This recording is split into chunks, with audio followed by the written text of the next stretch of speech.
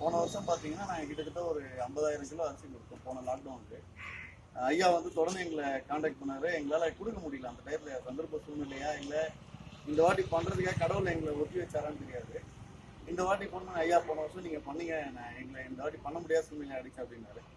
சரிங்க ஐயா, நான் ஒரு நாளைக்கு ஒரு 100 பேருக்கு நான் சாப்பாடு கொடுக்கறதுக்கு நான் ஏற்பாடு பண்ணுறேன்னு சொல்லிட்டு சொன்னேன். 7ஆம் தேதி ஆரம்பித்தோம்.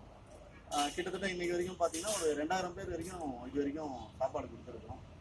ஐயாவை பற்றி சொல்கிறதுக்கு இல்லை, நாங்கள் எதிர்பார்த்ததோட வேற மாதிரி பண்ணிருக்கு. உண்மையிலே தேடி தேடி போய் ரொம்ப ரொம்ப ஒருவேளை சாப்பாட்டுக்கு கஷ்டப்படுறவங்களுக்கு தான் தேடி தேடி போய் கொடுத்துட்ருக்காரு. உண்மையிலேயே ரொம்ப பாராட்டப்பட வேண்டிய விஷயம். நாங்கள் வந்து பார்த்தீங்கன்னா எங்களோட school Don Bosco Perambur 96 batch இந்த இதில் வந்து பார்த்தீங்கன்னா அவங்க தான் பெரும்பங்கு வச்சுக்கிறாங்க. அவங்க பெருசாக சப்போர்ட் பண்ணிட்டு இருக்காங்க. அதுக்கப்புறம் எங்களோட யூஓஎம்எஸ் நண்பர்களுக்கு அவங்களும் வெளியூரில் இருக்காங்க, வெளிநாட்டில் இருக்காங்க, அதுலேருந்தும் பெரிய லெவலில் சப்போர்ட் பண்ணிட்டு இருக்காங்க. இதுக்கு வந்து பெரிய ஒற்றுமை அப்படின்னு பார்த்தீங்கன்னா அவங்களோட பங்களிப்பு இதில் ரொம்ப பெருசு. அவங்களோட தூண்டுதல்னால தான் இந்த வேலை எல்லாமே நடந்துட்டுருக்கு.